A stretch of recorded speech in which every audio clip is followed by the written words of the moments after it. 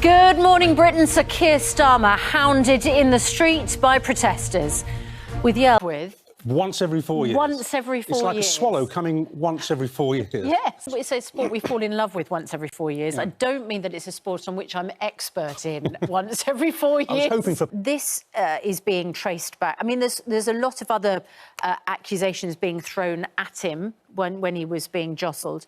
But the key one that's causing upset is the him being harassed about what happened over Jimmy Savile, which goes directly back to what Boris Johnson... You know, that was a careless... I mean, it was deliberate. No, it wasn't careless. It felt very deliberate to Sir Keir Starmer. No, he knew... As we've seen, is that what you say can encourage nasty reaction.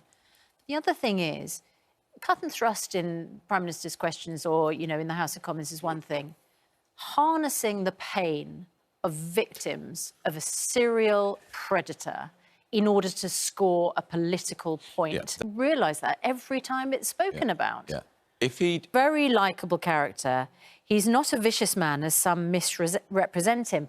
But the other elements of this interview, which have from Downing Street after Partygate, Guito Harry's a parody account yesterday got sacked for laughing in a mock press conference, which was never supposed to see the light of day, is in the wake of the Partygate scandal. The reason Guito Harry is there is because of the Partygate scandal. I don't think Guito Harry did... You're a restaurateur, you want people to eat out, he's starting to hit. You know that as more than anyone. You've been in support... Hospitality comes out of its own crisis. Yeah, you're right. Good morning, it's just gone 6 o'clock. Welcome to Tuesday's programme. You do make me laugh. About half an hour before the programme, we were talking about... No, it's all right, it's fine. We were talking about the stuff that's coming up on the show today. We're going to be doing some live stuff on the curling at the Winter Olympics, and you were saying it's only every 4 years it's that anybody the sport we all ever fall talks in love. about. It's a big and they're deal. in action again this morning. While we're on air. The mixed curlers at the Winter Olympics. We might get gold. And it... that would be phenomenal. I don't think we're in a position to win gold, but we are in a position to win bronze. I stand corrected. Let's not play down our chances. No, come on.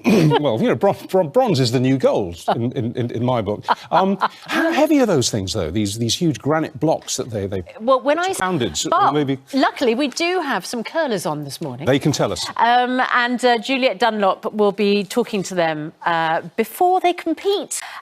Look, this was really shocking yesterday, what happened to Sir Keir Starmer, ambushed by protesters and surrounded, and eventually the police had to intervene. Those protesters are heard repeat... Won't do, will it? No. Simply won't do. No, and, you know, those voices calling for that accusation to be withdrawn are significant. Former Cabinet Minister Julian Smith saying what happened was appalling. It's important that the false Savile slurs made against Sir Keir Starmer are withdrawn in full.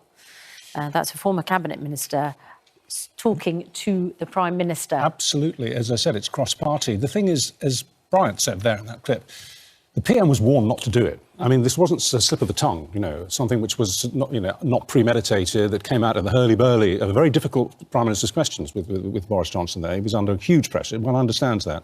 But this was a premeditated slur. And you've just got to be, especially these days, with the incendiary nature of social media, the way these things catch fire, you've just got to be careful. That's our main news this morning. We're discussing it this morning with Kevin Maguire from Mirror, of course, and Andrew Pearce from the Daily Mail, who last week wrote a column about, well, what Sir Keir Starmer's responsibility was when he was Director of Public Prosecutions. So we will discuss that with them in just a moment. First, though, here's She's on a roll, isn't she, Kate, at the moment? Isn't she just... Absolutely. Wasn't she great at Twickenham last week? Yes. Now, I've got more information. I'm sure if she took up curling, she'd be great at that as well. I have some more information for you. It's described as chess on ice, a game of power sweeping. It's when they get from out. Precision and puzzle solving. Began Olympic life at the first Olympic Winter Games at Chamonix in 1924. That's when Team GB won gold. OK, so it can be done. Since then, Team GB have won one further gold medal with Rowan Martin's Stone of Destiny at Salt Lake City back in 2002. So 20 years on, I'm sorry, Susanna, how heavy are the stones? Possibly could get another medal, bronze. I've How got heavy are the people stones? researching the stones as we speak. Meanwhile, let's have a look at the weather with Laura, who is at the O2 this morning.